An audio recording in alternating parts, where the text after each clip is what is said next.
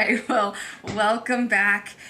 We are on our series of what successful people know about the word influence, about influencing. And I'm bringing my husband on this one because we were sitting at the table. Yes, we were. And it was just awesome, the revelation. We're bouncing back and forth. And so the tip is to recondition, to help your followers recondition their mind, right? That's to replace the old with the new way of thinking.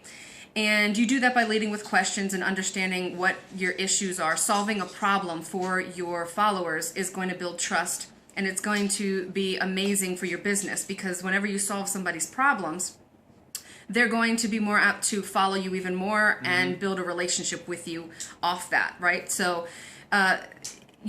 one thing that I realized also is that you need to know, they need to not know how, not only how to replace it or what to replace it with, but they need to know why their thinking was wrong in the first place, or however the case may be, depending on whatever your niche is, whatever you're talking about. And for example, there's a lot of coaches out there who they'll coach on certain things and how to help you find your niche. But then after that, you're kind of lost as to what do you do after that, right? That's why we have the blogging platform, and we believe in it so much, is because we not only help people find their niche, but then through the blogging platform, we're able to then help them get their message out to the world. And they're not lost in the sauce of, guess what? Now I know what I write my book on, or now I know what I do my business in, but I have no idea what to do and I have no mentor for it. So we were just talking about, if we can reiterate, why it's so important to help people recondition their mind, because they can't actually step into their niche or their call that God has called them to without reconditioning their mind. Mm-hmm. Mm-hmm. And how we do that. Just a recap of what we were talking about. To put it in the best way, sort of like a parable, when you clean up a baby, you don't just take the diaper and then slap a new one on there. What you do is you wipe the baby down, you wash the baby, and you spend time in that little intimate time that you spend with her wiping the baby down. You put a diaper on, you put the powder on, you make the butt smell all good. I think that's important, because in essence what you're doing is you're taking your old revelation, your old understanding, your old knowledge, you're taking everything that you knew at one time, right, and then you're getting a download of information that's supposed to be a new way of thinking, a new mindset, new information, new revelation, new knowledge, and then you're putting that on top of your old. And so the old is not wrong way of thinking. No, it's just you have to be able to add to that. Mm-hmm. In essence, yes, there could be a old way of thinking that is just not good for you at all. If you came from, I don't know, an abusive situation, or how about a bad mindset, like you just came from the corporate world. Right. You're trained to think, I got to work for a man, I got to be here at a certain time. This is my cap. But when you own your own business, there is no cap.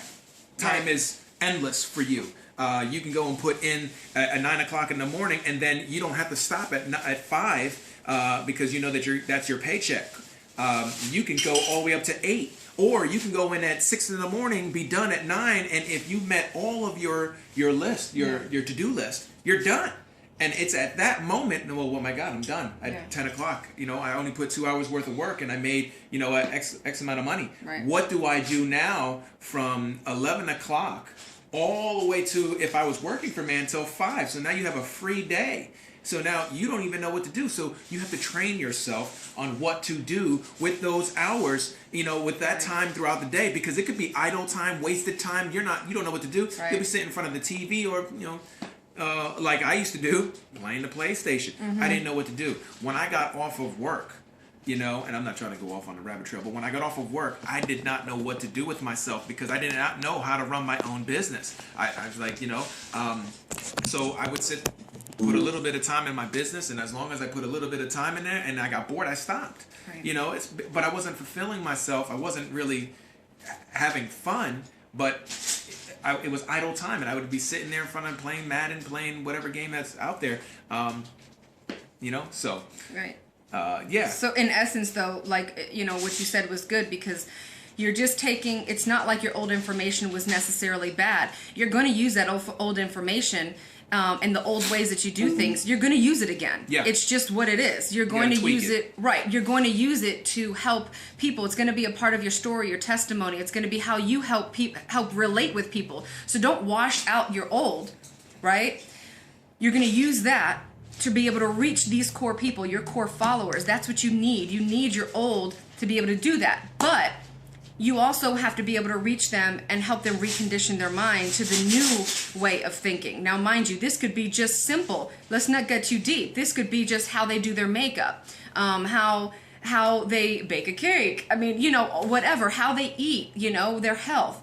It doesn't have to be what we're talking about necessarily business-wise or anything like that. It doesn't be about life, right? Right. It could be about life, their walk with God.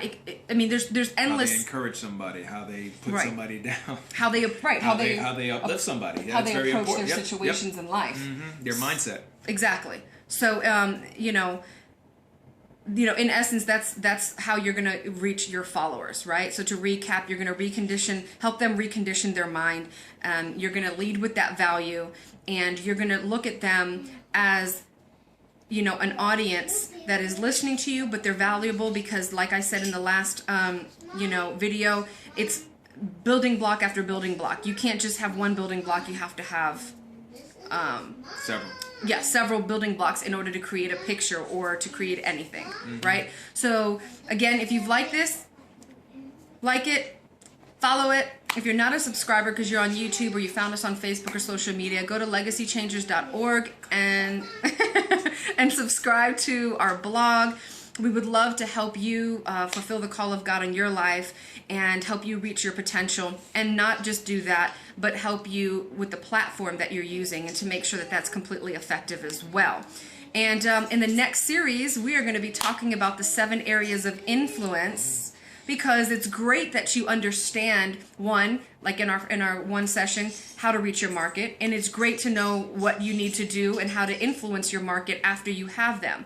But after that, you really need to narrow some things down and understand what area of influence you're actually called to, right? That's big. Because you could be doing all that work. Wasting time.